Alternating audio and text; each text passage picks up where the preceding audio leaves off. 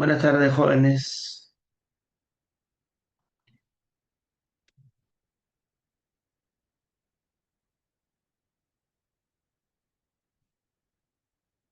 Muy buenas tardes.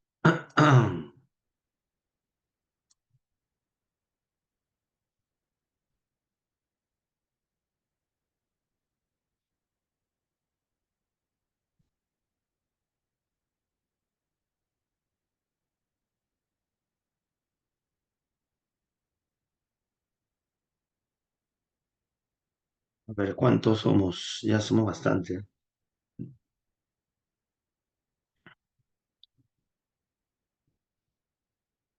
Vamos a tocar un tema que tiene mucha frecuencia en exámenes de admisión,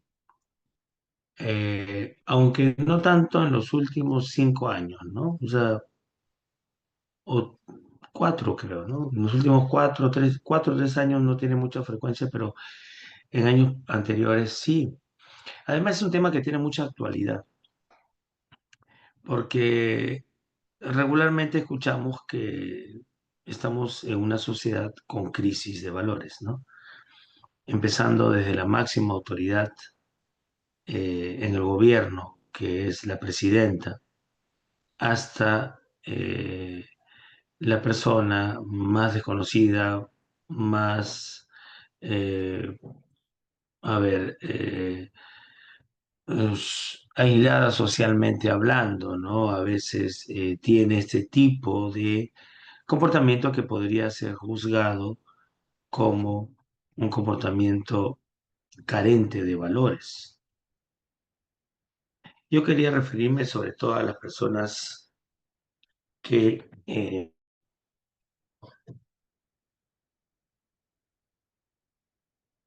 viven en condiciones de pobreza y no solamente económica y material, sino pobreza espiritual, ¿no? Porque hay una pobreza espiritual.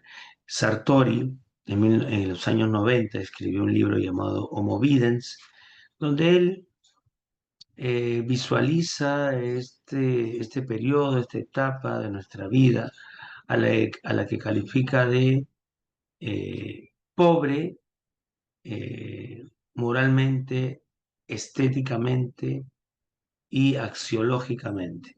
O sea, hay un empobrecimiento de la persona, ¿no? Él lo analiza en la época de los 90, pero no imaginó eh, cuánto podría afectar la presencia del Internet, la virtualidad o estos dispositivos electrónicos que nosotros todo el tiempo estamos teniendo en la mano, ¿no? Que han contribuido definitivamente a a un empobrecimiento de la persona, sobre todo en el ámbito espiritual, personal, ¿no? En valorativo, ¿no? Valorativo. Entonces, es un tema que tiene mucha importancia. Vamos a analizar el tema del día de hoy. Espero que tengan ustedes inquietudes que yo pueda responder. Empezamos con la pregunta, ¿no? ¿Qué es la axiología? Podríamos decir que la axiología es una disciplina filosófica, al igual que la ética, que aborda el problema del valor, el problema del valor. Entonces, la pregunta que se nos viene a la mente inmediatamente al escuchar esto es, ¿qué es el valor, no? Entonces, vamos a esbozar una definición, aunque más adelante lo digo también. El valor puede ser algo, entendiendo ese algo como propiedad, como cualidad, característica, rasgo, que hace que los hombres sientan atracción o rechazo. Por lo tanto, despierta una actitud, porque la actitud es de acercamiento, de proximidad o de rechazo, ¿no? Entonces yo me siento atraído por actividades a las que valoro. valoro como buenas para mí, para mi salud, valoro como buenas en el sentido cognitivo, porque aprendo, buenas en el ámbito social, laboral, qué sé yo. Entonces, un valor es una cualidad, atributo o característica que tienen las cosas, las personas o situaciones que hacen que las estimemos. ¿Está bien? Entonces, por ejemplo, valoramos este aparatito. ¿Por qué lo valoramos? La respuesta puede ser muy variada, ¿no?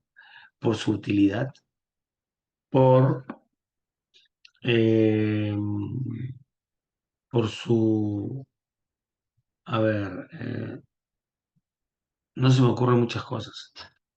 Podría ser también porque me permite comunicarme, me permite estar informado y me permite también relajarme, entretenerme, ¿no? Estamos en una cultura, según em,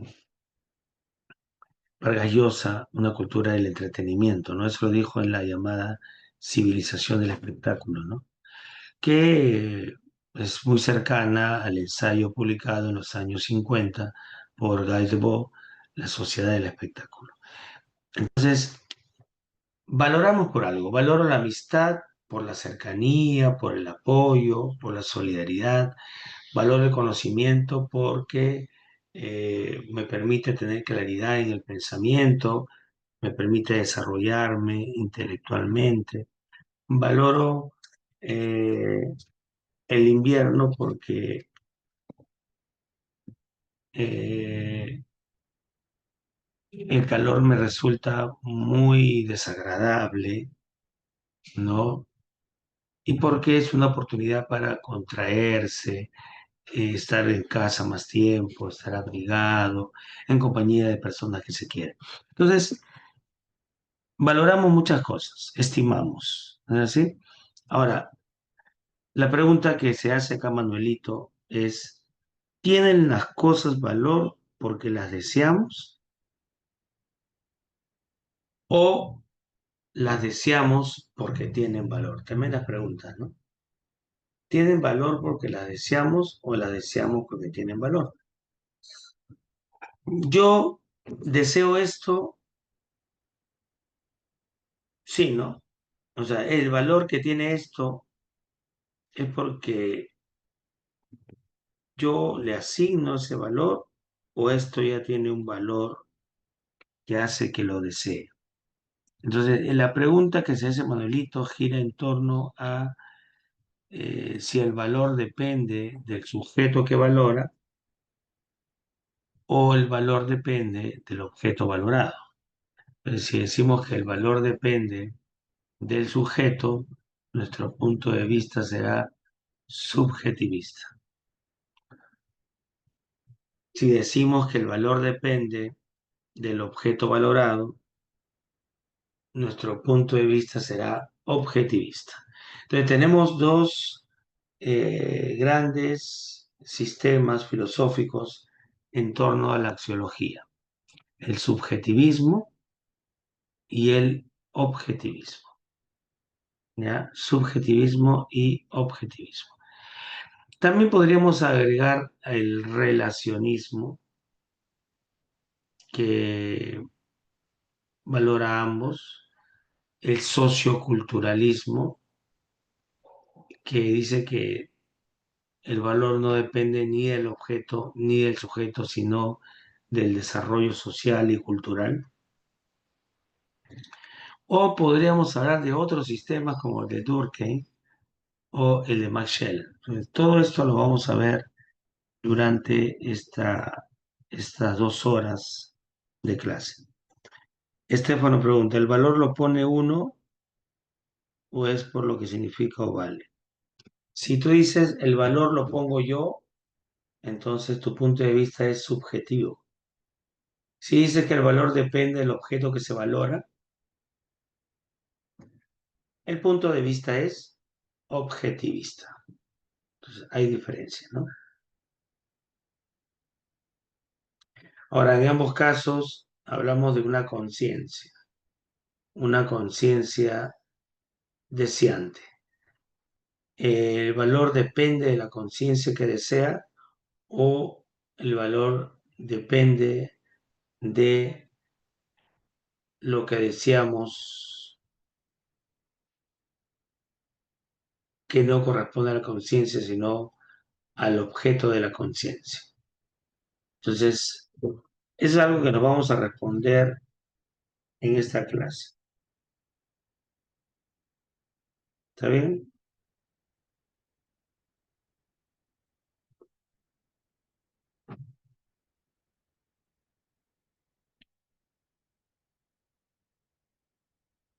Genial.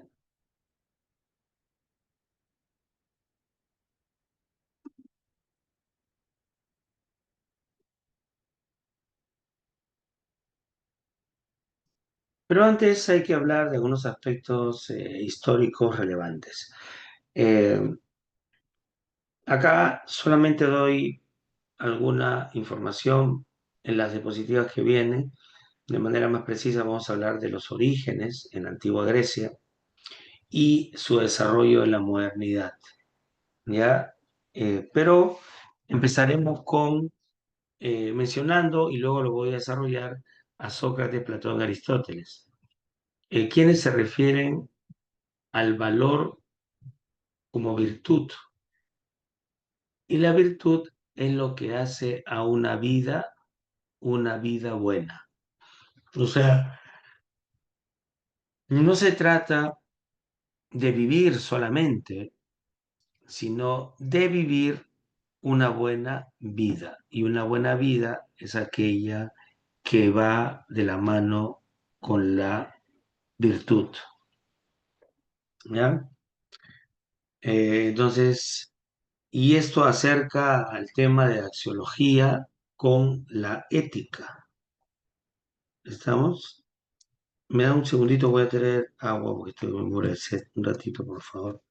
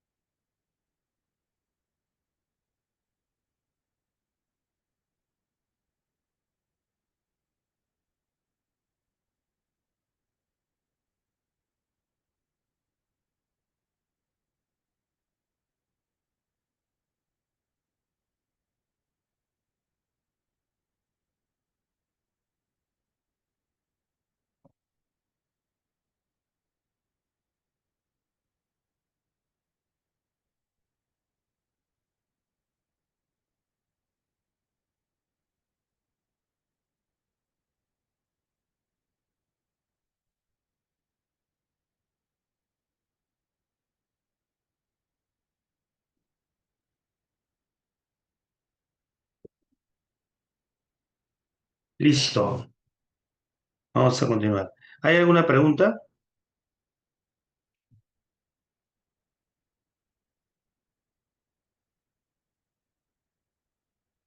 No hay.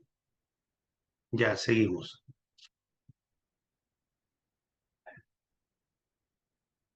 Entonces estaba diciendo que poquito de agüita.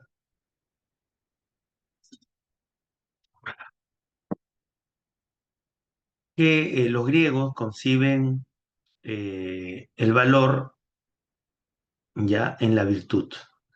Y la virtud hace de la vida una vida buena. Entonces, si quieres tener una vida buena, tienes que sembrar virtud y tendrás una vida virtuosa. Ese es el objetivo de los griegos. En la Edad Media se establece una jerarquía, ¿no? Axiológica. La idea de bonum propuesta por Santo Tomás, ¿ya? Plantea dos premisas a manera de constructo, son la condición de, del bien que va junto, ¿no? Con el valor, perdón, bueno, ellos valoraban la razón, ¿no? O sea, el bien y la razón. Santo Tomás de Aquino le da un enfoque racional a su teología, ¿no? Recuerden ustedes que él plantea las cinco vías sobre la existencia de Dios. A diferencia de San Agustín que decía, para llegar a Dios hay que creer, Santo Tomás decía, eh, primero hay que razonar para creer. Entonces la razón me lleva a eso, ¿no? ¿Ya? Ahora, la razón, según Kant, podría ser problemática, ¿no? La razón pura, ¿no? Porque el hombre, si despliega su razón, Kant le llama la dialéctica, el idealismo dialéctico, ¿ya? Eh, Podría traer eso o acarrear problemas, ¿no? Problemas de los que difícilmente podríamos liberarnos. Por eso la razón lo entendía Santo Tomás dentro de lo humanamente posible. Entonces hay una jerarquía, ¿no? El bien va de la mano con la razón, ¿ya? Y evidentemente eso me lleva con seguridad a la idea de que Dios es el ser perfecto del que al que debemos seguir, ¿no? ¿No? En torno al concepto de bonum, en la parte inferior te pongo, ve la consecución de los propios fines de la naturaleza y de su obra, nuestras acciones, ¿ya? Las virtudes específicas y el valor de cada ser. ¿Cuál es el valor de cada ser? La bondad que consiste en un comportamiento de acuerdo a la naturaleza. Entonces, hay una jerarquía en la etapa medieval, ¿no? Ellos establecen una jerarquía de los bienes que deben ser los más importantes a los menos importantes. Entonces, los más importantes nos acercan a Dios y los menos importantes nos acercan a la tierra, a las cosas mundanas, ¿no? Eh,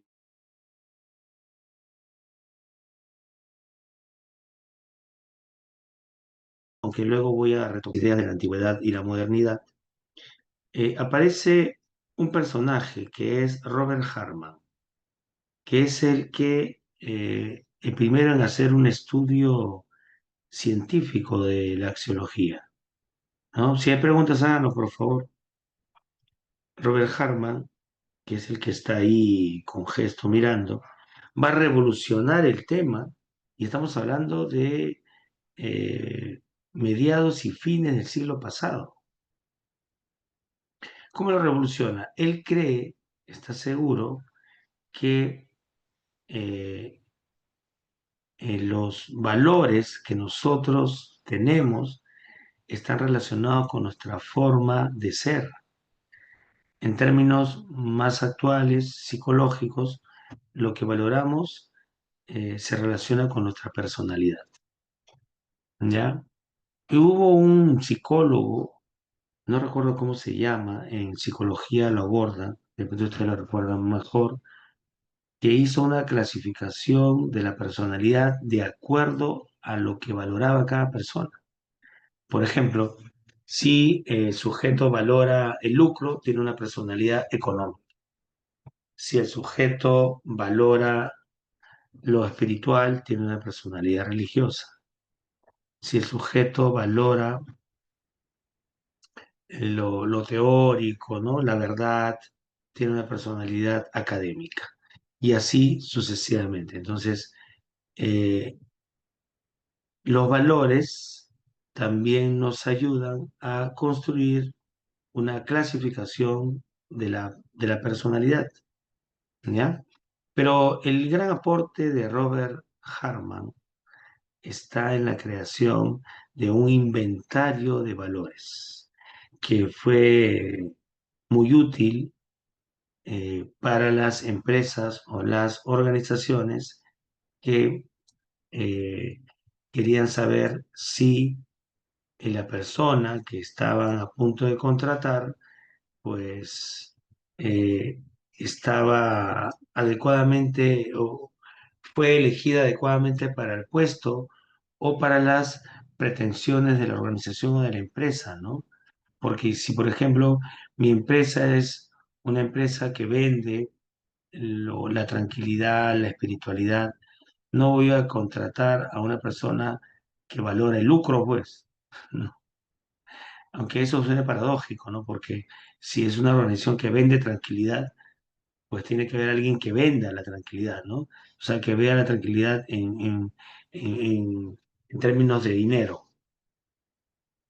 Eh, pero hay personas hay organizaciones que venden eso, ¿no? Por ejemplo, eh, organizaciones que se dedican a ofrecer técnicas de relajación, espiritualidad, relajación, yoga, mindfulness, ¿no? Todo eso, todas esas cositas. Entonces no voy a meter ahí a uno que tiene personalidad pragmática, pues que valora lo pragmático, porque va a encontrar en ese tipo de actividades algo tonto, que no es útil. Por eso el inventario de Robert Hartman ayudó o contribuyó a identificar y medir los valores y los relacionó con la personalidad. Entonces, de esta manera se obtuvo, y ganó incluso un premio Nobel este señor, se obtuvo las siguientes ideas. Primero, el ser humano se ha desarrollado de manera desigual, pues sus conocimientos acerca del mundo son superiores a los que tiene de sí mismo. El ser humano se ha desarrollado de manera desigual porque el conocimiento que tiene del mundo, los conocimientos que tiene del mundo son inferiores a los que tiene de sí mismo. O sea, la ciencia nos ha llevado a conocer más la realidad y eso nos ha llevado a su vez a desconocernos más nosotros mismos. Primer principio. Segundo, que las personas son buenas para organizar mentalmente aspectos negativos, ¿ya? Cuando se trata de los aspectos positivos de su propia vida. O sea, hay una tendencia a ver lo negativo cuando se trata de aspectos positivos de nuestra vida. Un ejemplo está que ese espacio que se le da supuestamente a la crítica, ¿no? Pero no es una crítica como podríamos llamar constructiva, sino destructiva. En lugar de alentar aspectos positivos que ayudan, que contribuyen al desarrollo de la vida, pues se fomenta aspectos negativos. Entonces, a partir del estudio de Robert Hartman, se va a crear este instrumento que va a permitir ya a las empresas, a las organizaciones, ya aplicarlo para seleccionar un personal adecuado para su empresa. ¿Qué les parece? Hasta ahora se siguen usando, por ejemplo, la prueba de Cattell sobre rasgos, la teoría de los rasgos de Cattell también ha permitido crear un instrumento sobre rasgos parecido al de Harman que ayuda a identificar los valores de las personas y las empresas, obviamente cuando toman la prueba pueden saber si esas personas están interesadas en los valores que tienen como empresa o no lo están, ¿no? Evidentemente si lo están, los contratan, si no lo están, no los contratan. ¿Alguna pregunta aquí? Piensen, ¿alguna pregunta?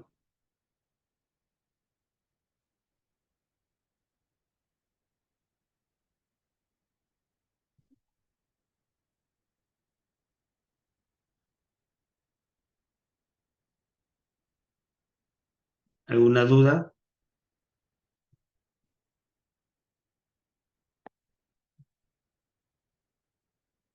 No hay. Genial. Ahora sí, lo que te dije hace un momento fue en resumen, ¿no? Que los griegos relacionan el bien con la virtud, por lo tanto, valoran el bien y valoran la virtud. Pero la virtud está asociada a una vida buena. O sea, una buena vida es una vida que tiene virtud. Y no tiene sentido, como dice Platón en boca de Sócrates, no tiene sentido vivir solamente, porque las plantas viven y no valoran porque no tienen sistema nervioso.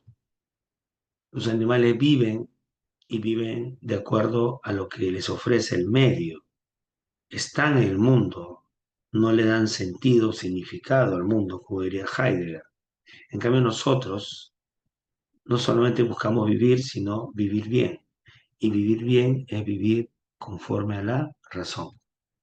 ¿Ya? No se trata de vivir solamente, no es vivir lo más importante también, sino vivir bien. Y vivir bien es lo mismo que vivir conforme a la virtud. ¿Ya? ¿Correcto?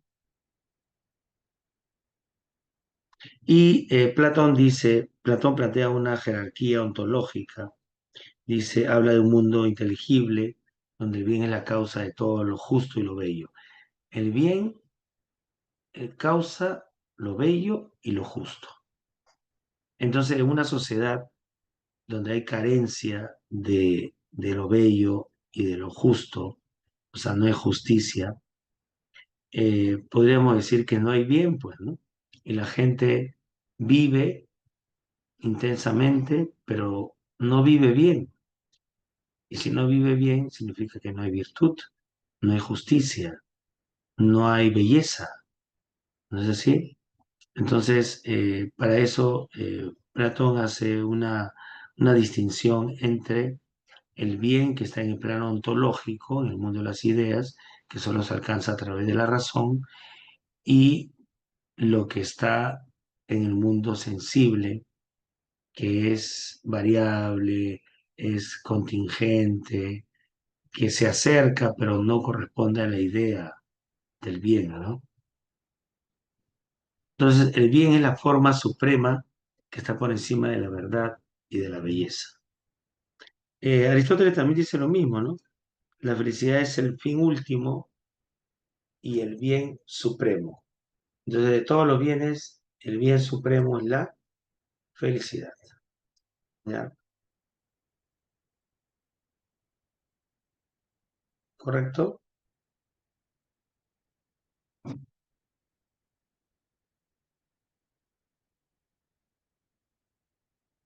Esto tiene que ver con los orígenes clásicos.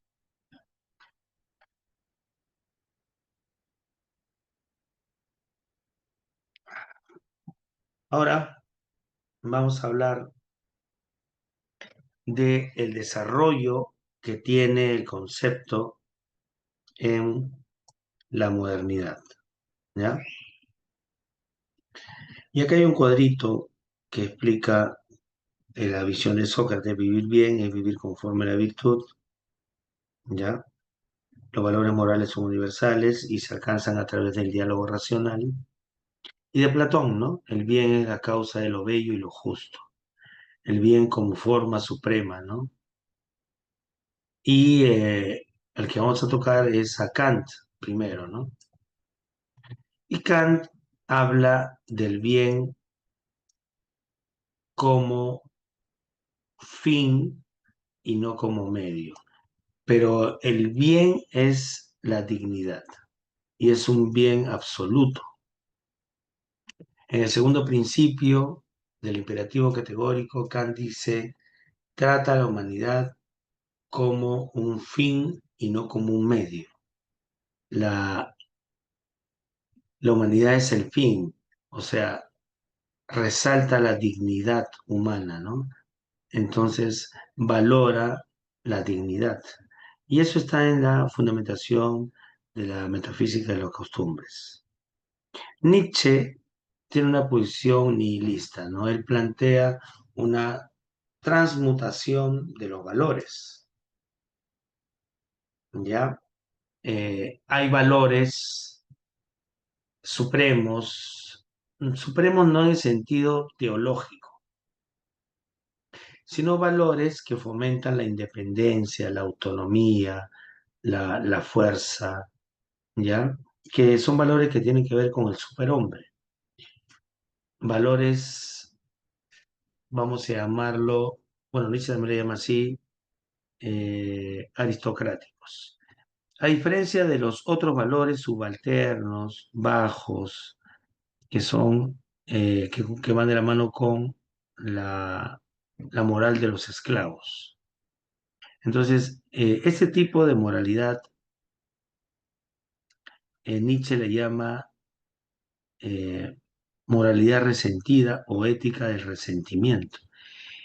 Eh, y estos resentidos lo que hacen es cambiar el orden de la valoración, ¿no?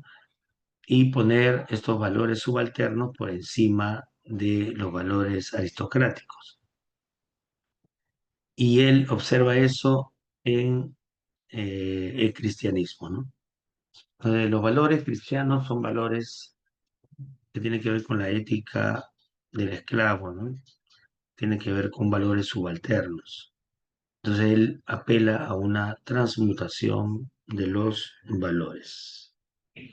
Pero el que va a ser una, una jerarquía de los valores es Max Scheler, ¿ya? Él clasifica los valores en valores morales, valores religiosos, valores económicos, que vamos a ver luego, ¿ya? Valores académicos, etcétera, ¿ya? ¿Hasta aquí tienen alguna pregunta?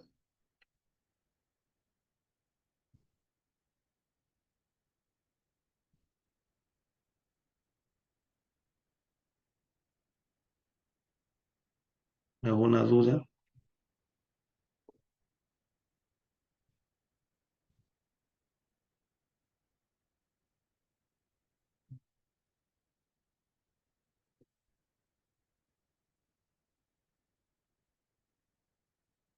Todo bien. Acá tenemos un resumen con dibujito.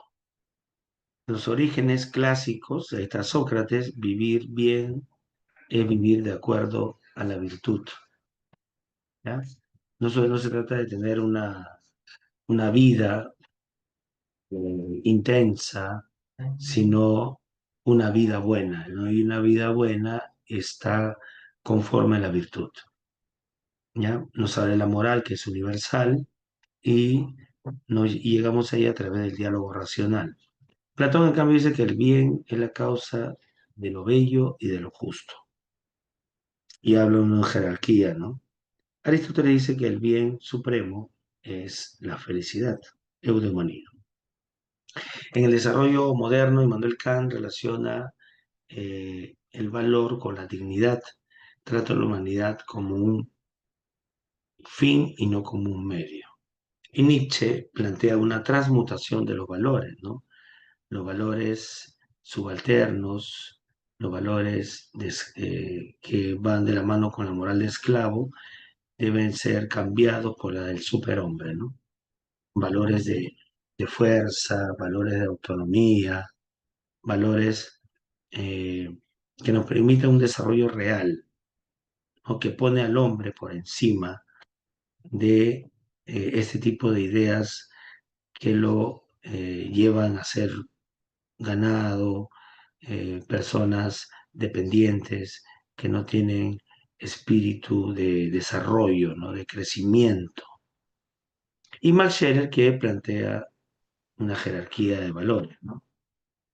de acuerdo a ciertas preferencias. Ahí tienen ustedes el dibujo que puede ayudar a entender mucho mejor esto que les estoy contando.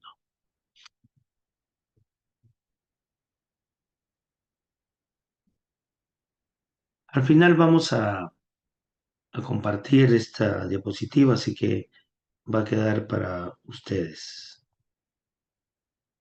Ahora, la ética, perdón, y la estética van de la mano con la axiología.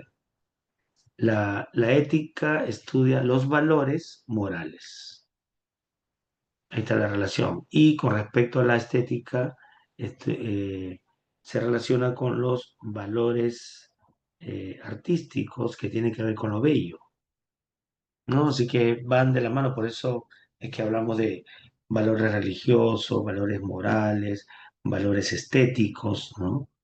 ¿Correcto? Y esa clasificación la hace Max Scheler, ¿no? ¿Ok? ¿Hay alguna pregunta?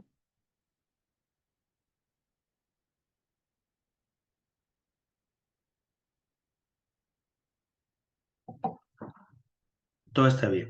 Acá en la parte inferior hay un concepto de el valor y dice que es todo aquello que hace estimable o rechazable, por eso decimos que es una actitud también, ¿no? La, eh, la valoración implica una actitud de acercamiento, proximidad o de rechazo o alejamiento. Yo me siento atraído, por ejemplo, por una buena conversación, un buen libro, por una buena compañía, por una obra de teatro, cine, deporte, eh, me siento atraído. Rechazo el bullicio de la calle, el bullicio y la conducta de riesgo propio de una taberna. Eh, entonces, cada quien siente inclinaciones y de acuerdo a eso, de acuerdo a esas inclinaciones va a valorar. Hay personas que le gusta vivir en la bulla, ¿no? Me gusta y a veces, no sé si les ha pasado a ustedes, salen hacia las avenidas y a veces más o menos alrededor de las 8 o 9 de la noche, señores con una especie de motocarga, tienen un montón de frutas, verduras y están todos con su parlante gritando, llévese su plátano, su 3 kilos de manzana por 5 soles, lleve casera, pero todos a la vez. Y se arma un bullicio encima, el claxon de los buses, el griterío de los cobradores, comas, comas, caraballo, ¿no? Y se arma un show espantoso, desagradable. Pero hay gente que le encanta y está mucho tiempo ahí, ¿no? Eso es contaminación auditiva, sumado a la contaminación visual, sumado a la contaminación eh, ambiental, o sea, todas las contaminaciones en un solo espacio. Pero hay personas que les gusta, no sé, porque se juntan ahí, están ahí, y hay otras, en cambio, que valoran el silencio total. Hay un tipo de sacerdote, déjenme buscarlo, que valoran el silencio. Vamos a poner acá, ¿cómo se llaman?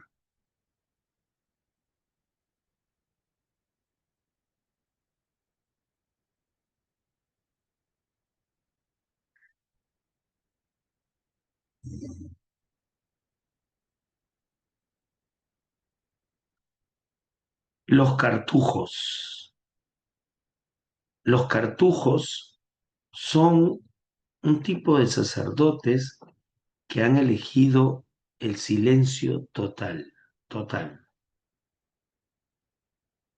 Eh, Tú llegas a esos lugares, que acá no tenemos, creo, pero hay en España, y nadie habla, Solo caminan, se miran, ya saben el camino, llegan a su habitación y están en completo silencio, sin hablar, no hablan. Se levanta temprano, comparten el desayuno, nadie habla, se van y así pasan de lunes a sábado y el domingo es el día que tienen la oportunidad de hablar.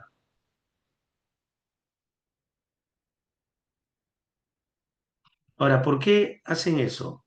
Se espera que tengan una vida centrada en la oración, penitencia y el silencio absoluto. ¿Qué les parece?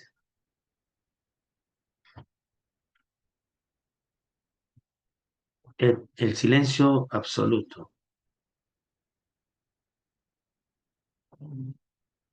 Eh, Carlos González Serrano es un filósofo que ha escrito español un libro llamado Filosofía de la Resistencia. Él habla en uno de sus capítulos sobre de la bulla de, sí, de la bulla ensordecedora, o perdón, del silencio ensordecedor, ¿no? Porque hay personas que están tan habituadas a la bulla que cuando están en espacios de soledad y silencio, se atormentan y de pronto quieren mantener nuevamente su atención en el ruido. O sea, necesitan el ruido de las avenidas, el ruido de la calle, el ruido de la televisión, el ruido que emanan los distintos dispositivos electrónicos porque no pueden vivir.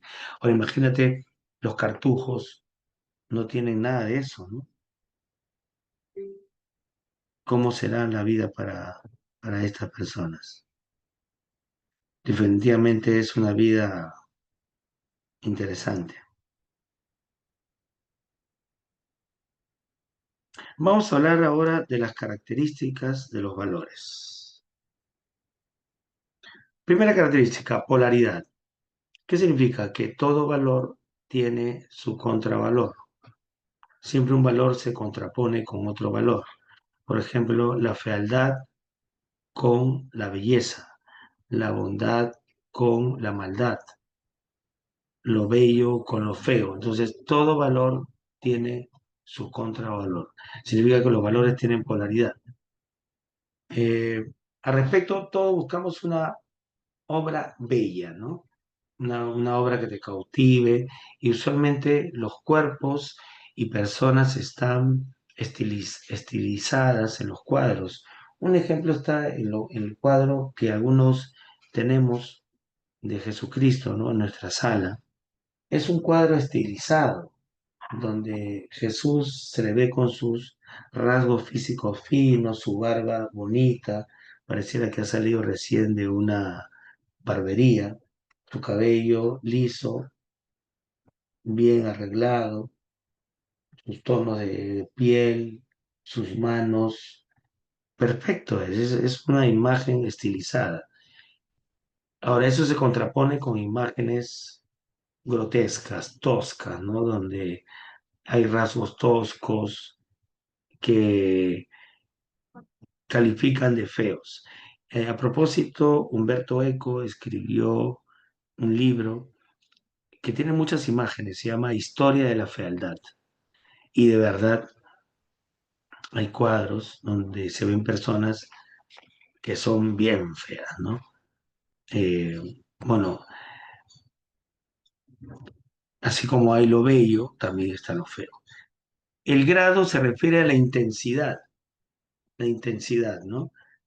Es decir, la fuerza en la que se presentan, ¿no? De menos a más. Por ejemplo, nosotros distinguimos una sonrisa de una risa, de una carcajada. Sonrisa, risa, carcajada. Hay intensidad. Entonces, decimos que algo es bueno, muy bueno o sumamente bueno, ¿no? Cuando decimos la 3B, ¿no? Bueno, ¿qué más es? Bueno, barato Y no me acuerdo la otra vez. Bueno, barato y, bueno, ya me olvidé. En vez de ustedes se recuerdan. Bonito, ahí está. Bueno, bonito y barato. La jerarquía se refiere a que todo valor, hay valores más importantes que otros.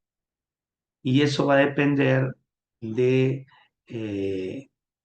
cómo percibe la persona eh, el valor, ¿no? Por ejemplo, si es un religioso, dentro de su jerarquía va a poner a Dios como el valor supremo, ¿no? Si es un economista, va a poner el crecimiento económico como valor supremo.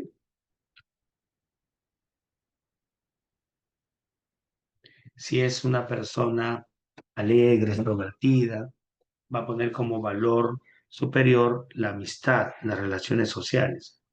Si es una persona como los cortijos, perdón, cartujos, va a valorar primero el silencio, ¿no?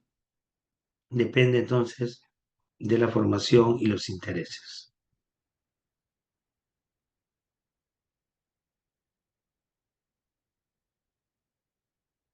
¿Qué dicen ustedes? Y acá tenemos la clasificación de los valores. Por ejemplo, los valores pueden ser económicos, se refiere a la utilidad, ¿ya? La parte lucrativa, ¿no? El lucro, ¿no? Hay valores eh, que colindan con eso, ¿no? Si rinde y es útil, entonces es lucrativo. Si no rinde y no es útil, entonces no sería lucrativo. Valores éticos tienen que ver con lo bueno, lo malo, lo correcto, incorrecto, honesto y deshonesto. Pareciera que más predomina los antivalores en nuestra presidenta, la que ya en más de una ocasión le he citado. Lo último es que cuando fue a ver al Papa, una comisión de Lambayeque llevó 10 cruces de motupe, 9 de plata bañada con oro y una de oro que le iban a obsequiar al Papa. Pero como la vieron a la señora, de repente por educación, porque por la investidura que tiene, perdón, investidura, le regalaron una cruz, la de plata bañado con oro. Y todos los presidentes le hacían un obsequio al Papa y el Papa retribuía con otro obsequio. Que eso es lo que se espera, ¿no? La diplomacia.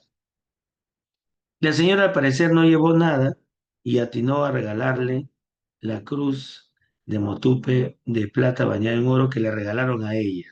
Se la regaló al Papa. Frente a la delegación que le había obsequiado esa cruz a ella. Y esa delegación iba a saludar al Papa y le iban a regalar al Papa la cruz de oro. Y eso hicieron. Cuando la delegación llega hasta el Papa, le entregan y el Papa, ¿qué gesto habrá puesto, no? Pero el Papa no es tonto, es un Papa que conoce la realidad peruana muy bien. Y una perla más, pues, ¿no? Para esta señora, ¿no? Que es una vergüenza total, ¿no? En principio, no regalas lo que te regalan.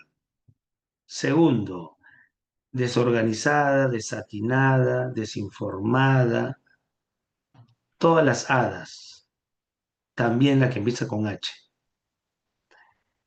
Regala lo que le regala, ¿no? Y el Papa estaba sumamente incómodo y a todos los atendió en la sala donde se atiende la visita, pero ella la atendió aparte, ¿no? Como diciendo, tú aparte, ¿no? Tú, como decir, a ti te atiendo en el baño o te atiendo en el comedor, no en la cocina, ¿no? De verdad que vergonzoso. Y pero qué bien la señora para la foto ahí con el Papa, ¿no? Qué vergüenza. Y ojalá que el Papa le haya dicho sus verdades. Bueno, ella sabía que también le iban a decir sus verdades. Entonces, lo que abunda en nuestro país, en las autoridades, son los antivalores, ¿no? De todo tipo. Y respecto a los estéticos, lo armonioso y lo que no tiene armonía, lo bello con lo feo. Y esto afea a esas personas, ¿no? Como el retrato de Dorian Gray.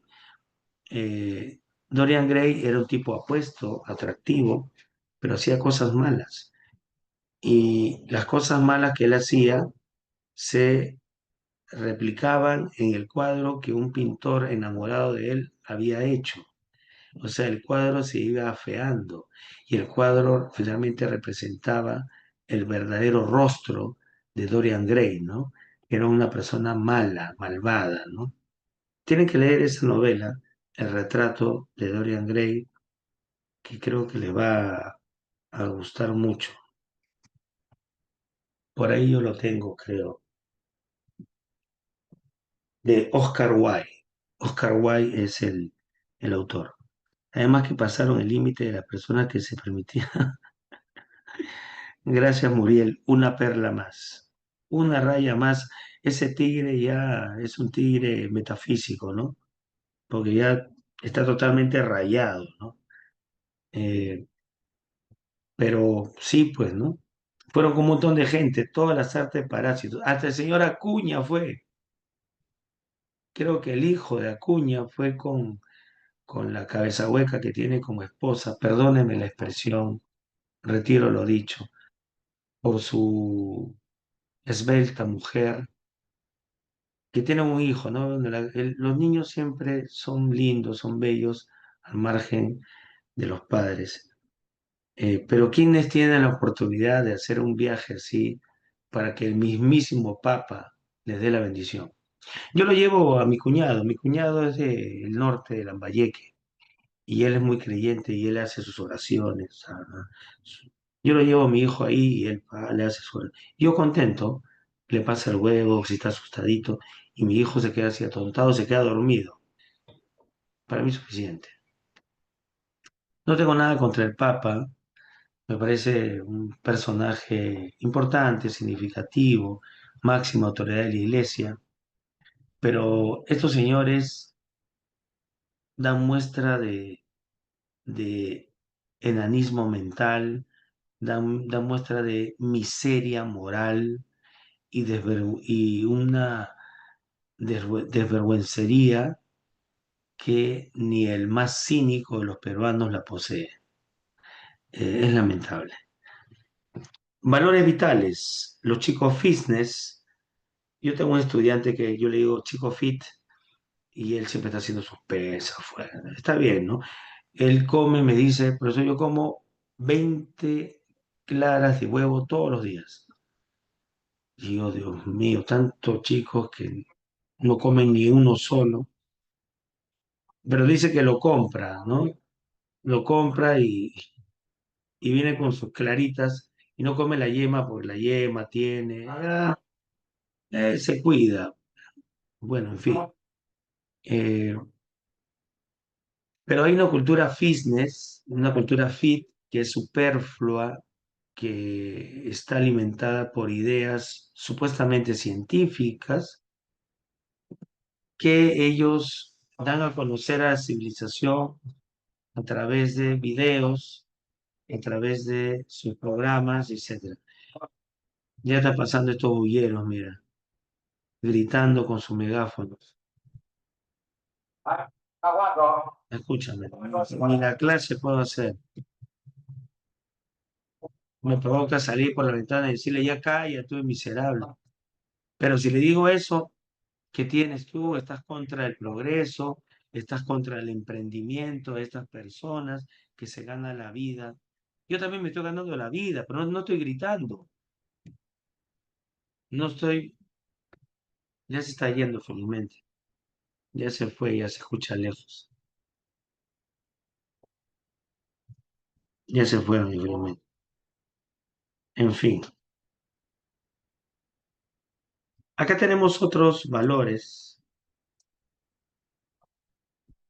Los religiosos, ¿no? A propósito de, estamos hablando del Papa y la presidenta y todo eso. Al menos no es una grabación en loop. Claro, ¿no? López, ¿no? Sí, pues, ¿no? Pero ¿saben qué? Eh, las últimas reflexiones de algunos pensadores, entre ellos Harmon Rosa, que es de la escuela sociocrítica, de los últimos que quedan, es una generación, creo que la tercera o cuarta, de la escuela de Frankfurt. Él ha escrito un libro de democracia y religión. Cree, al igual que Byung-Chul Han, que es importante el acercamiento de la política a la religión, pero no un acercamiento estratégico de Estado a Estado, porque el Vaticano es un Estado, sino de revalorización de lo espiritual, que incluye los valores, porque estamos hablando de una sociedad sin valores, ¿no? O con valores superficiales, de vitrina, no sé si de vitrina o de letrina, ¿no? Pero va de la mano. Sociales también, los valores sociales, valor de la justicia, de la solidaridad versus lo egoísta, lo desigual. Hoy la desigualdad ha llegado a niveles alarmantes. Hoy ya no hablamos solamente de una desigualdad clásica como la que se veía en el capitalismo industrial de obreros y, y capitalistas que son burgueses, sino ahora, según François Dubet, ahora estamos en una sociedad de múltiples desigualdades. Por acá lo tengo. Estamos en una sociedad de múltiples desigualdades. Y él llama a su libro así, le llama La época de las pasiones tristes, de cómo este mundo desigual lleva a la frustración y al resentimiento y desalienta la lucha por una sociedad mejor, ¿no? François Dubet. Él habla de que hoy ya no solamente están esas desigualdades típicas, sino hay múltiples desigualdades. Por ejemplo, hoy vemos personas que tienen su auto, menos yo, porque yo le he dicho a mi esposa, quiero un Volkswagen Escarabajo, y él me ha dicho no. Bueno, ya no quiero peleas, porque hoy hay personas que tienen su carrito, como mi buen amigo Santiago de Verbal, de acá un saludo, tiene su carrito. eh, es un carro estéticamente feo, pero desde el punto de vista utilitario, rendidor, es rendidor. Eh, Él se pone por el bien que tiene por encima de los que no tienen auto, pero entre los que tienen auto, él está por debajo, ¿no? Porque otros tienen auto no solo bellos, sino mejor equipados, con mejores cosas, con mejor material, eh, con un mayor costo. Entonces, las desigualdades son múltiples ahora, no solamente los que tienen y los que no tienen, sino dentro de los que tienen también hay desigualdades. Igual, varios estudian en colegio particular, pero no todos los colegios particulares son iguales. Las pensiones varían. Hay colegios particulares donde se paga una pensión de 300 soles, otros 600, otros 1000, otros 3.000, otros 5.000, 10.000, 15.000, mucho más costoso que una universidad privada. En Newton, por ejemplo, ¿no? Es un colegio carísimo. Solamente el ingreso para ese colegio creo que cuesta algo de 3.000 o 4.000 dólares. Una patada a la pobreza. Profe, querer poco es ser miserable o conformista. Depende del contexto donde lo digas. Querer poco puede ser inteligente, porque al querer poco gobiernas más tus deseos, deseos que están eh, motivados por un capitalismo que fomenta el consumo y que hace ver a la luz de todos que lo que más tienen, más son, más ricos y más atractivos. O sea, el atractivo en esta sociedad está en los que poseen más bienes, porque si poseen más bienes, eres más rico, más dotado económicamente. Los que no son todo lo contrario, menos dotados, menos ricos, y al decir menos ricos se acercan a los pobres, menos atractivos, etcétera. Entonces, depende, ¿no?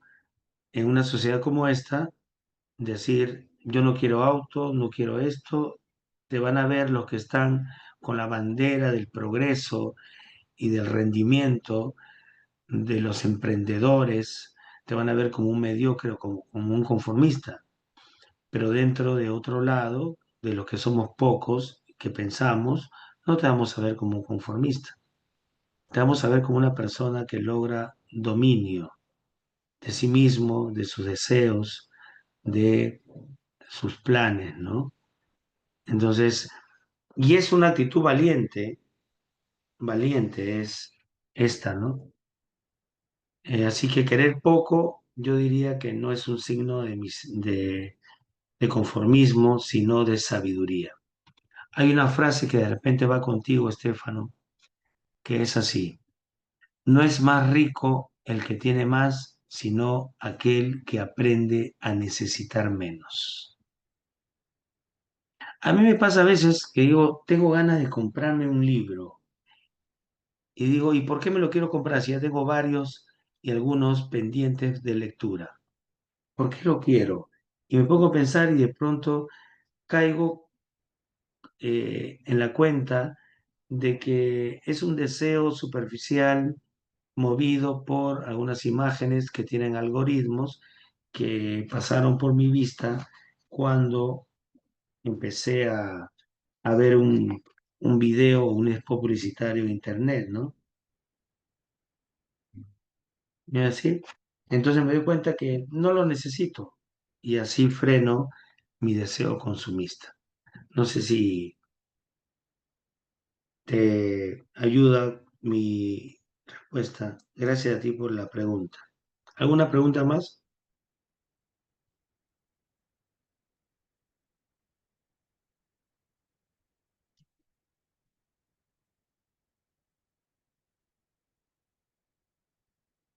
Buena pregunta, Gersel. Buena pregunta. Sí, pues estamos en una época de consumo. Todos los filósofos le llaman así. Yo te puedo sacar como 10 libros que tengo atrás, todo tiene que ver con el consumo. Baudrillard le llama sociedad del consumo, Lipovetsky le llama también sociedad de consumo. Todos los pensadores llaman a esta sociedad del hiperconsumo. Byung-Chul Han también, sociedad del consumo. Él le llama sociedad del cansancio, que busca rendir, rendir, porque es una sociedad de rendimiento, donde te enseñan a que debes siempre estar un paso adelante, rendir, rendir, para que tengas más, más, pero tener más y más implica vivir más, más, vivir el doble de vida, para que tengas el doble de posibilidades, y de esa manera envejeces siendo joven y mueres siendo joven sin vivir del fruto de todo ese trabajo. Y lo que ganaron son los que te vendieron la idea absurda y tonta del progreso. Entonces, eso es cierto, ¿no? Y el querer más es parte de la ideología capitalista. Porque mira, ¿qué es lo que plantean los socialistas de antaño, radicales, los comunistas? Que una sociedad debe producir lo que necesita para sobrevivir o para su supervivencia. Entonces, para que una sociedad viva bien, necesita producir, vamos a poner un número ya, 20. Pero la sociedad capitalista no produce 20, sino produce el doble o el triple, 40 o 60.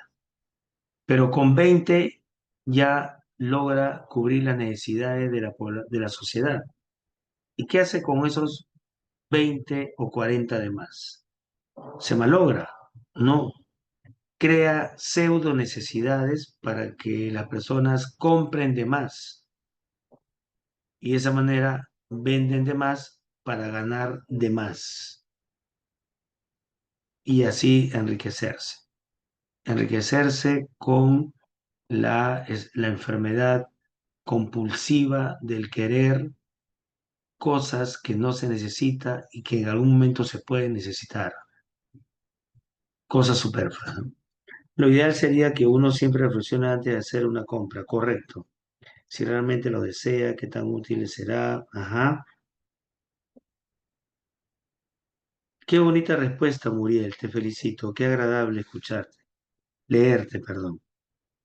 Claro, Sisek tiene una respuesta interesante. Así, mira, Sisek.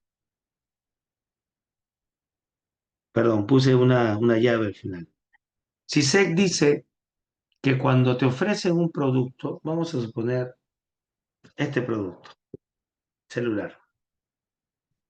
En la publicidad aparece un hombre apuesto, no como yo, joven, apuesto, que tiene movimientos encantadores con el teléfono, anatómico, perfil con el rostro, ilumina esta parte y una serie de cosas. Y de pronto aparece una chica que lo acaricia y acaricia el teléfono al mismo tiempo. Entonces, están creando una ilusión alrededor del producto. Entonces, lo que están vendiendo no es el producto, están vendiendo la ilusión, dice Sisek, del producto. Y tú cuando compras el producto, ya lo tienes, tengo el producto, pero pronto te desencantas porque no has comprado lo que te están vendiendo, has comprado el producto, porque lo que te vendieron finalmente fue la ideología, ¿no? La ilusión que gira en torno al producto, cosa que nunca te lo van a vender porque no se puede ni vender ni comprar eso, es una ilusión.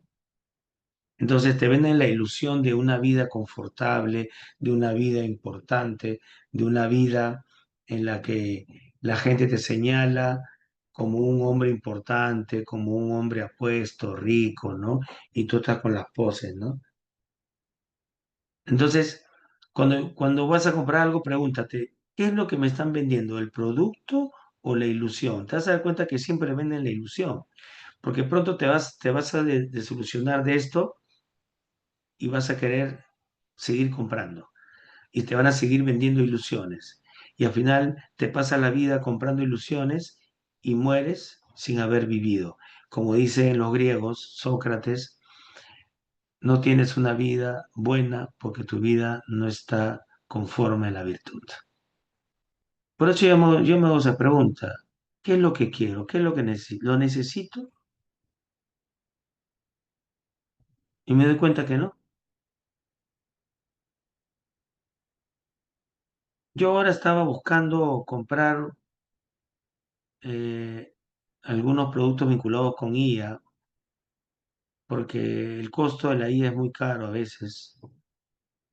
Y por ahí alguien escribió, porque leo siempre lo que escriben, dijo, tanta cosa por la IA, yo lo que hago es leer y escribir y me sale estupendo, estimulo mi inteligencia, mejoro mi redacción, mejoro mi léxico y no uso la IA. Porque la IA, como dice Noam Chomsky, hay que llamarlo por su nombre, que es un software de plagio.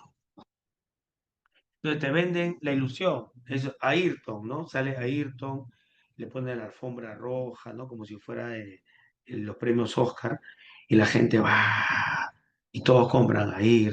Están vendiendo la ilusión de que si tú compras eso, estás en un nivel superior, pero en realidad no, pues es falso. Les invito a que vean cuando tengan tiempo, porque son series, son capítulos cortos. eh, Esta serie de ficción, ¿cómo se llama? Que es distópica. Distópica es esta serie. Black Mirror. Ajá, gracias Muriel. Black Mirror. Eh, Ahí te vas a dar cuenta, porque es una serie que cuestiona mucho de lo que estamos viviendo te abofetea para que te des cuenta, ¿no? De lo tontos que somos cuando se trata de consumir. Muy bien, interesante se está poniendo la clase, gracias por sus preguntas, muy inteligentes sus preguntas, le agradezco. Así que, siguiendo a Muriel, hay que evaluar qué es lo que quiero, el producto o la ilusión que me están vendiendo del producto. La ilusión se acaba rápido, tienes el producto y se va la ilusión y eso va a hacer que sigas deseando. Y al final deseas y deseas, porque apelan a un deseo de carácter inconsciente. Ahí abajo está ese deseo.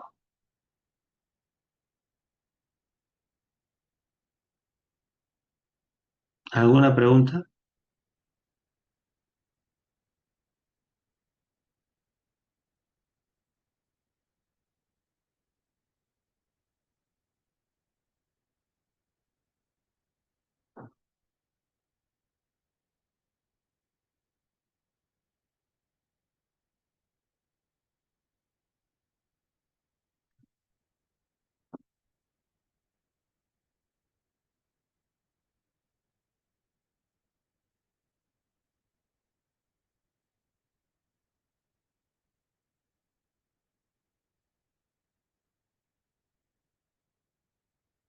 ¿Hay alguna pregunta? Todo bien. ¿Me regalan unos segundos, por favor? Un segundito.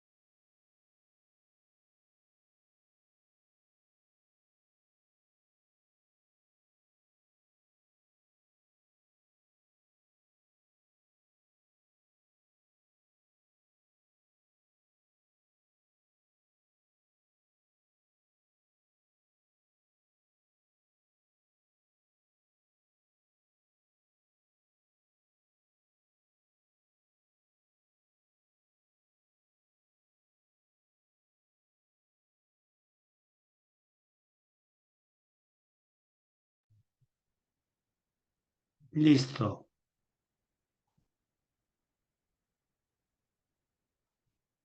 Qué interesante. Por acá justo tengo tantas bellezas por aquí.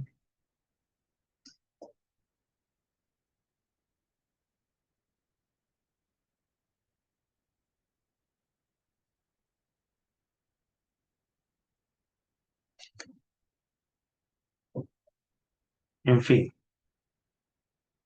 vamos a hablar del acto valorativo. El acto valorativo tiene sobre todo dos condiciones. Está el sujeto que valora y el objeto que se valora. El sujeto que valora es el que da inicio al acto, ¿no? Y el objeto es lo que se valora. La pregunta es, ¿el valor depende del sujeto o depende del objeto? Vamos a ver eso más adelante con las tendencias. Pero, ¿cuáles son los elementos que intervienen en el acto valorativo? Está primero el sujeto, ¿no? Que valora. El ser humano que se siente atraído por el objeto y atribuye valor al objeto. Está el objeto que es el que se valora, ¿no? Está la relación sujeto-objeto, está la cualidad que tiene el objeto que lo hace valorable, está la actitud de atracción o de rechazo, ¿no? Y finalmente decimos que está la selección del objeto determinado. Finalmente decidimos qué es lo que queremos, ¿no? Entonces, hablamos de una conciencia. La conciencia es intencional, la conciencia siempre desea algo, mi conciencia desea algo, lo que desea es el objeto, salvo que esté en conciencia neutral. Cuando mi conciencia está neutral, no valora. Cuando la conciencia es valorativa, es una conciencia deseante, valora, y ahí acontece el acto valorativo. Ahora, existen dos tipos de juicio. Existen los juicios de ser, que son los juicios en los que no interviene la apreciación personal del sujeto, ¿ya? ¿Correcto? Tienen independencia respecto a lo que nosotros podemos significar. Por ejemplo, la pizarra es blanca, el oro es un metal, María tiene 28 años, mide 1,50 m. Y está los juicios de valor, que sí presentan lo que calificamos nosotros, nuestra apreciación personal. María es bella, Pedro es inteligente, etcétera. ¿Ok? Entonces, cuando nosotros valoramos cuando nuestra conciencia se comporta valorativamente. Cuando no valoramos, cuando nuestra conciencia es neutra. Los juicios pueden ser de valor cuando interviene nuestra apreciación personal. María es bella, María es inteligente, o puede ser de ser, pero eso, los de ser no son de valor. Lo metemos acá para distinguirlo de los valores. Los juicios de ser son neutrales, no se valora. María mide 1,50 m, María tiene 22 años. Esos son juicios de ser, no interviene mi apreciación personal.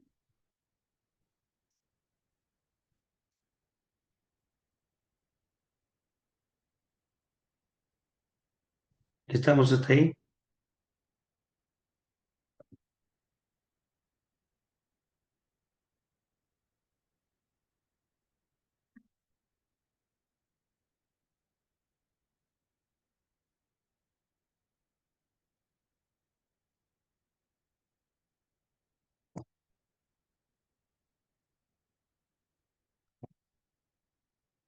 Entonces, hablemos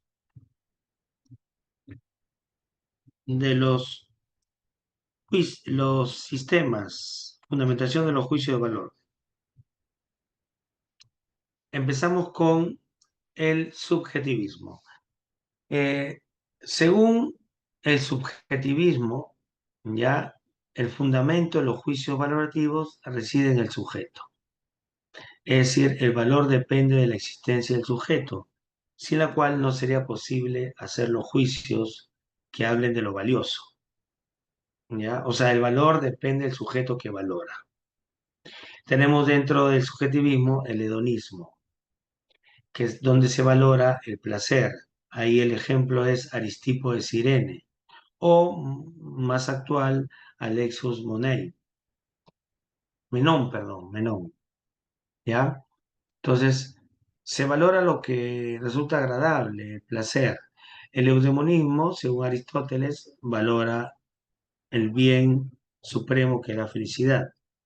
El utilitarismo, lo valioso reside en el placer, ¿ya? ¿Correcto?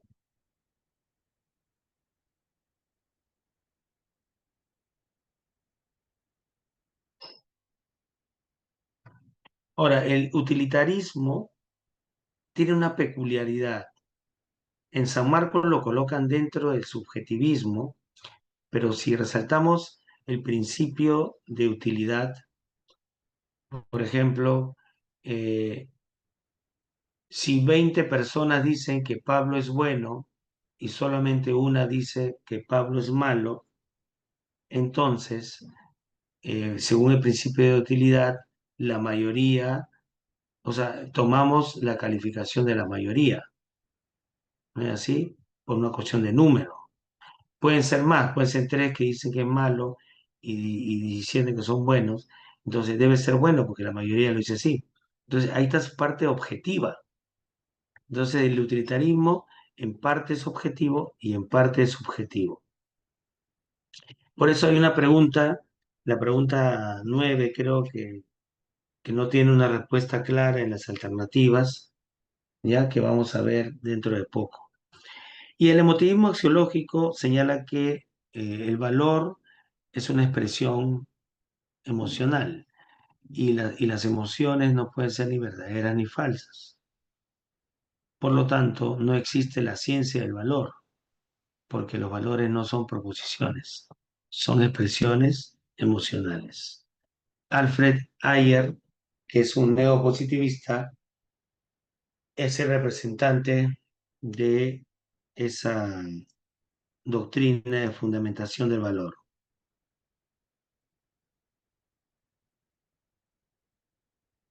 Ahora hablemos del objetivismo. El objetivismo dice que lo valioso reside en el objeto. Dicho de otro modo, que el valor depende del objeto que se valora. Entonces, en lo anterior, el valor reside en el sujeto, acá reside en el objeto. Y hay variantes, ¿no? El naturalismo, donde se resalta que el valor lo constituye todo aquello que hace posible la supervivencia, ¿ya? Reside en el objeto, las cosas reales, naturales, ¿ya? En cambio, el idealismo objetivo dice Platón que el valor es algo ideal que existe en el mundo de las ideas, ¿ya?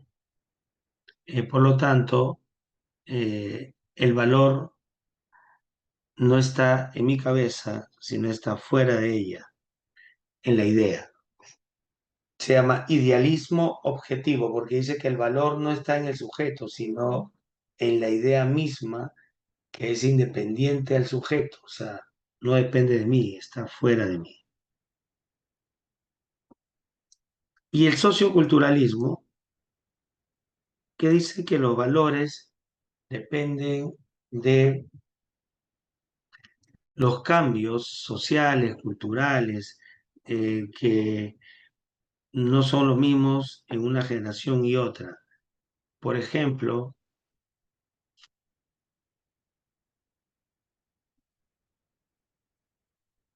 yo soy de la generación X, ustedes son una generación Z.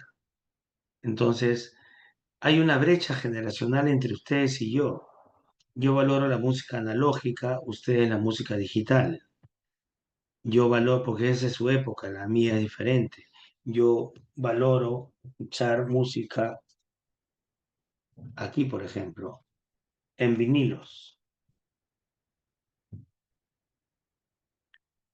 ¿ya? Ahora, usted para un vinilo, para ustedes, ¿qué es eso? ¿No? Un vinilo, sácame ese objeto prehistórico, ¿no? Eh, Aunque se están poniendo de moda, ¿no? Algunos de su generación ya están valorando, lo cual significa que el desarrollo histórico de la sociedad influye en los valores. Ahora, se han dado cuenta que hay gente coleccionista, gente romántica que se ha quedado atrapada en una época que valora los vinilos como yo, y ya el capitalismo nuevamente está fabricando vinilos. Ahí están y la gente compra vinilos y no cuestan mucho y están comprando tocadiscos también, ¿no? Ya venden. Tú antes ibas a una tienda y decías, quiero un tocadisco, te decían que estás loco, eso ya no vende, ya. Eso búscalo en un museo, ¿no? En un lugar de antigüedades. Pero hoy, curiosamente, por esto de la moda, en las tiendas venden tocadiscos ahora, ¿no? Interesante. La teoría sociológica de Durkheim señala que los valores se construyen en comunidad, en la sociedad. Hay que fomentar la comunión de las personas. Cuando se juntan las personas, todo es mejor. Y dice Marcuse Cuando se juntan las personas en un tiempo social, las personas se van a dar cuenta, también lo dice François Dubet, se van a dar cuenta que tienen mucho en común y no tienen por qué pelear. Y se van a dar cuenta que ellos no son los culpables de muchas cosas que suceden, sino son agentes de poder. Porque a veces culpamos al extranjero, ¿no? Porque todos se la agarran con los venezolanos, pero los venezolanos que están aquí y que delinquen son también víctimas de una clase de poder que es la que los mueve, los manipula para que generen desestabilidad. Pero si de pronto nos juntamos, nos vamos a dar cuenta que no somos nosotros, sino son ellos los que quieren vernos a nosotros peleando, matándonos, sacándonos las tripas, porque de esa manera los que salen ganando son ellos. Entonces la teoría sociológica es muy interesante. Y la de Max Scheler, que habla de la intuición emocional, ¿no? En un sentido práctico, se relaciona con la toma de decisiones, ¿ya? Nosotros estimamos como bueno, como malo, de acuerdo a ciertas disposiciones o características. Y acá tenemos el resumen. ¿Tiene alguna pregunta?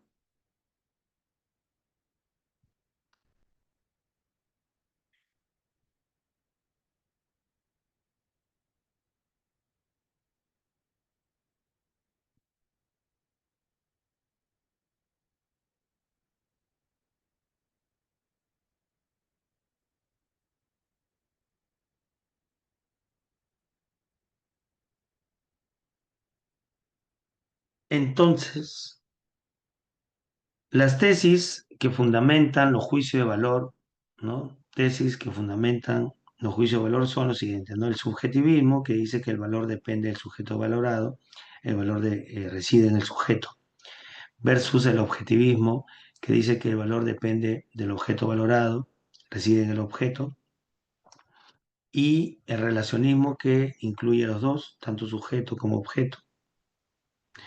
Está el socioculturalismo, que no es ni objetivista ni subjetivista, sino pone énfasis en el aspecto social y cultural. Y dentro del subjetivismo tenemos el hedonismo, que valora el placer, eudemonismo, que valora la felicidad, el utilitarismo, principio de utilidad, que en gran parte es subjetivista, pero también tiene una parte objetivista, ¿no? Pero la balanza se inclina hacia el subjetivismo. Y el emotivismo, que señala que lo que llamamos valor no son proposiciones, son solamente emociones, ¿no? Y no pueden ser verdaderas ni falsas. Dentro del objetivismo está el naturalismo, que valora las cosas que son naturales, que permiten la supervivencia. Y el idealismo objetivo, la idea que es independiente a la conciencia del sujeto. Preguntas,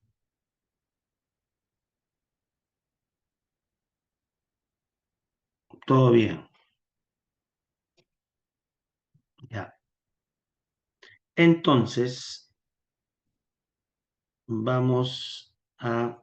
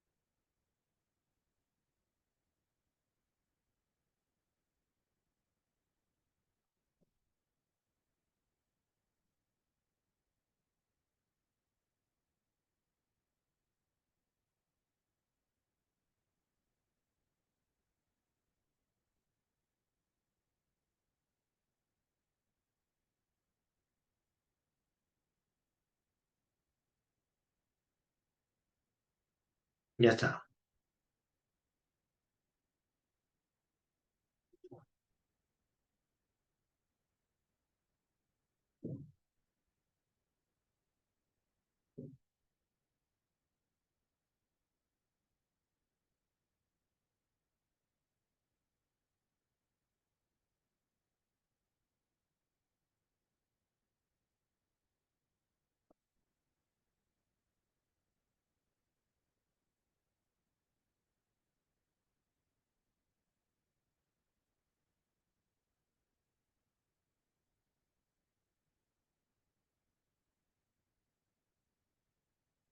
Vamos con la primera pregunta.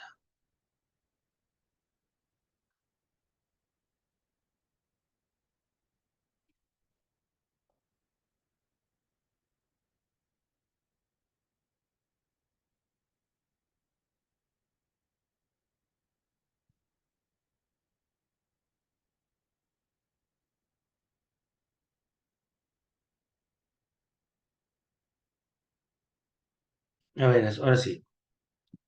Dice Max Scheler, eh, el valor personal ocupa el lugar más alto en la jerarquía axiológica, similar a la pirámide, ¿no? En la que se orientan todos los valores. Scheler afirma que el valor en sí mismo es esencial, un valor personal en sí mismo. Entonces, si decimos que es en sí mismo un valor personal, ¿cuál sería la respuesta correcta?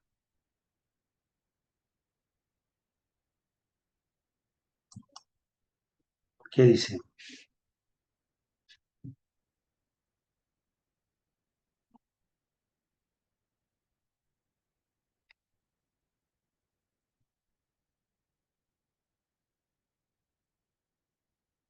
La respuesta sería avión, ¿no es así? Es el sujeto como valor intrínseco y supremo. Pero lance su respuesta, pues no sé qué. A ver acá. Si aceptamos que Max Scheler sobre la centralidad del valor personal, ¿cuál de las siguientes afirmaciones se sigue lógicamente? O sea, si aceptamos lo que dice Scheler de forma central, ¿qué es lo que concluimos?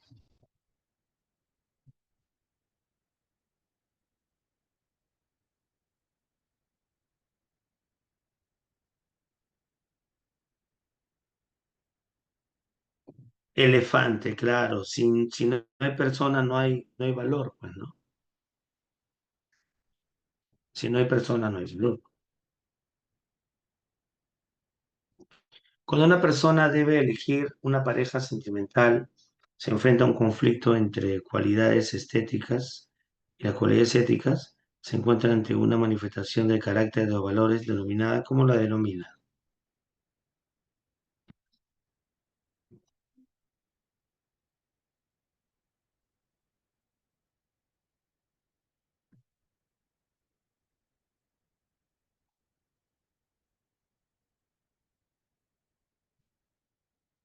Dualidad,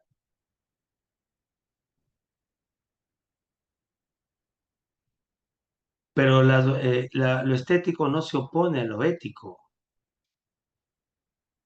Sería jerarquía, claro, pues para que sea polaridad tendría que oponerse, ¿no? Así es, tendría que oponerse.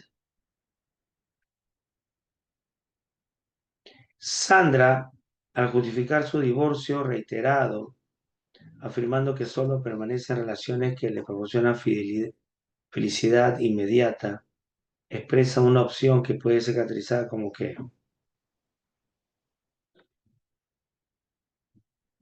an- alien, ¿no? Alien sería, claro, pues alien. Yo recién acabo de adivinar, dije, ¿qué es esa cabeza de extraterrestre? Alien, no sabía. Siempre se aprende.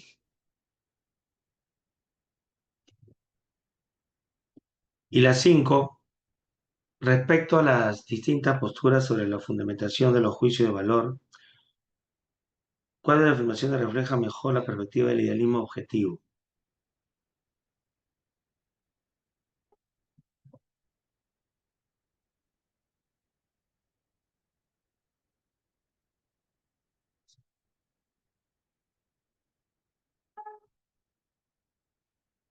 Recuerda que el idealismo objetivo considera que la idea está por encima de la conciencia, ¿no? Resalta el mundo de las ideas. Pero la idea tiene existencia real, ¿no? Entonces, ¿cuál sería la respuesta? Beso, ¿no? ¿No creen ustedes?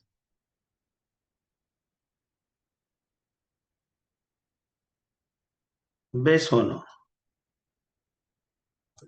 Besito, muy bien. Acá a las 6,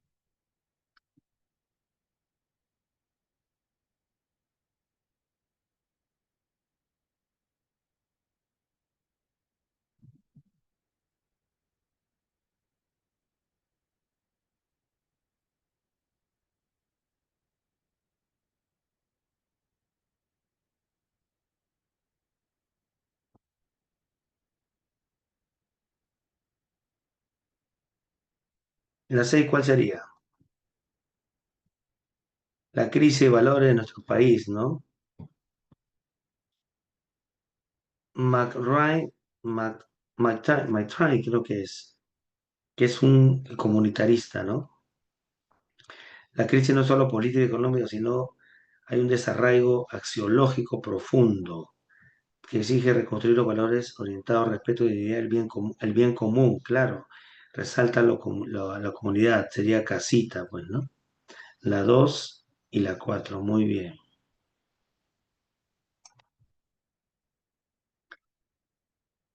John Stuart Mill define la concepción del utilitarismo, pone énfasis en la calidad de experiencias humanas por encima de la cantidad. Para mí lo importante no es cuántas sensaciones experimentes, sino la naturaleza del valor intrínseco de las sensaciones. Esta perspectiva no contradice el principio de utilidad, ya que sostiene que no todos los placeres son iguales. Algunos son más valiosos y deseables que otros. Se opone a la idea de que el utilitarismo reduzca únicamente a la búsqueda de placeres físicos y sensoriales, promoviendo su superioridad de los placeres intelectuales. El interés general debe ser perseguido por su propio valor, no solo porque favorezca intereses particulares. Según él, se debe maximizar la felicidad del mayor número de personas para lograr su propia felicidad, como la defendía Bentham, no para lograr su propia felicidad, ¿no? Sino el bien común, sino la sociedad en su conjunto. Ya. La 7,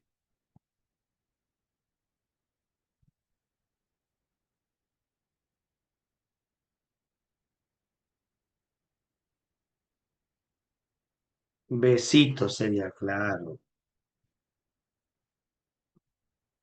O sea, la diferencia entre Bentham y Mill es que Mill critica que solamente se pongan los valores físicos, sensoriales por encima de los espirituales e intelectuales.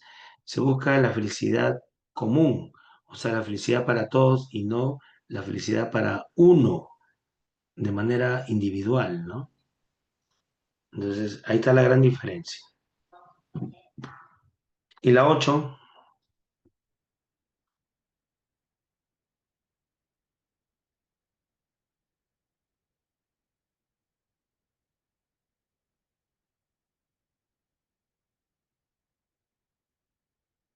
¿cuál sería la respuesta? Casita, claro, interés generar la felicidad colectiva, ¿no?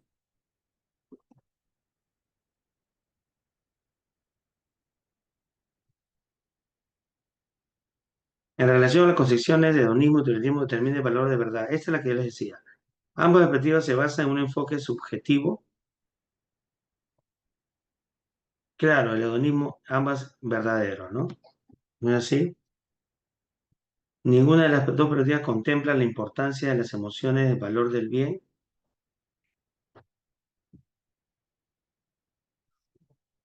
la felicidad, ¿no?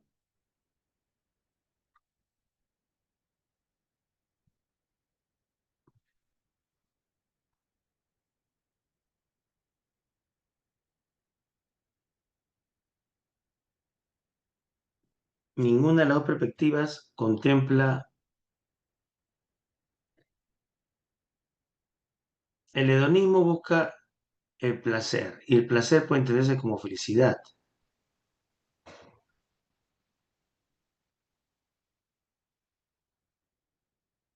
Ahora, las emociones pueden ser también la tristeza es una emoción. Entonces, la tristeza no la contempla el hedonismo, tampoco el utilitarismo. O sea, sería una verdad parcial, ¿no? Por lo tanto, es falsa, ¿no creen ustedes? Falsa, ¿no? o es verdadera.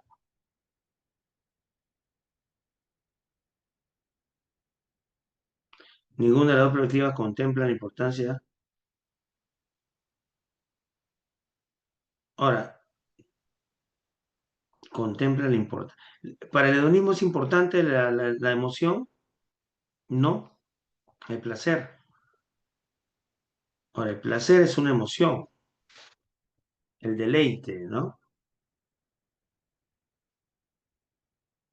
¿Qué dicen?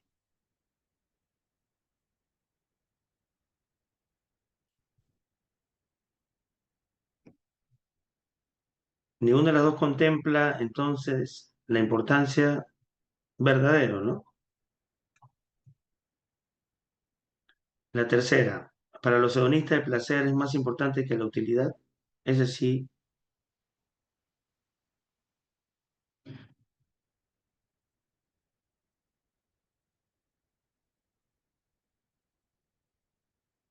para los hedonistas el placer es más importante que la utilidad. Es verdadera, ¿no? Perdón, me estoy confundiendo.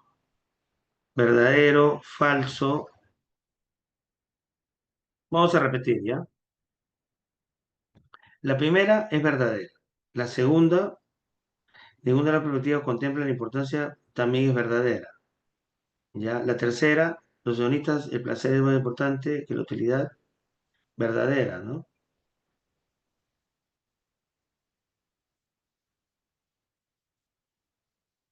Y la última, considera la felicidad como un bien, la última es falsa. Ya, entonces sería así. Verdadero, verdadero, no hay clave, ¿no? Verdadero, las tres primeras son verdaderas y la última es falsa. Ahí hay un error.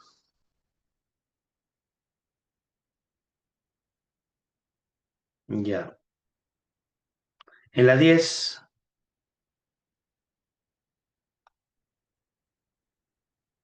sería besito, ¿no? Un besito. Muy bien. En la 11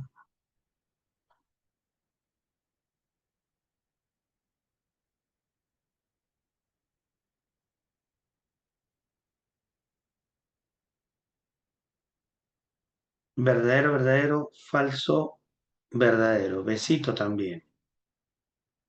En la 12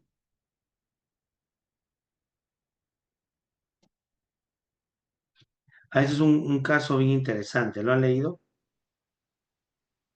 Que permitió cambiar la visión, ¿no? De la segregación racial, ¿no?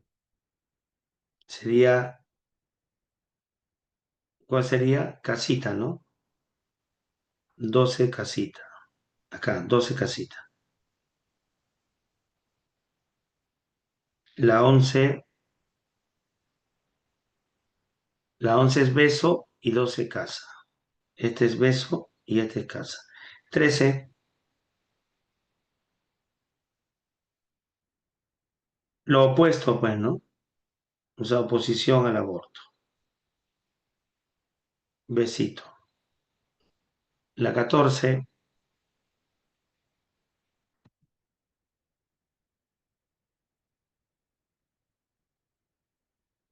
enano. 4 y 5. Y la 15 a ver, la que te mencioné, creo que te expliqué de la influencia de la televisión. Claro, él no se imaginó del dispositivo electrónico, ¿no? Hizo peor. Casita sería muy bien.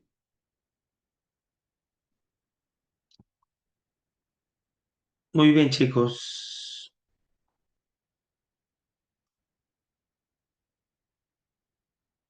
Gracias por su atención. Espero que tengan una bonita tarde. Las 12, ¿por qué no puede ser la E? Dice. Las 12. El valor principal fue la libertad de movimiento, pues las leyes impedían la libertad de las personas.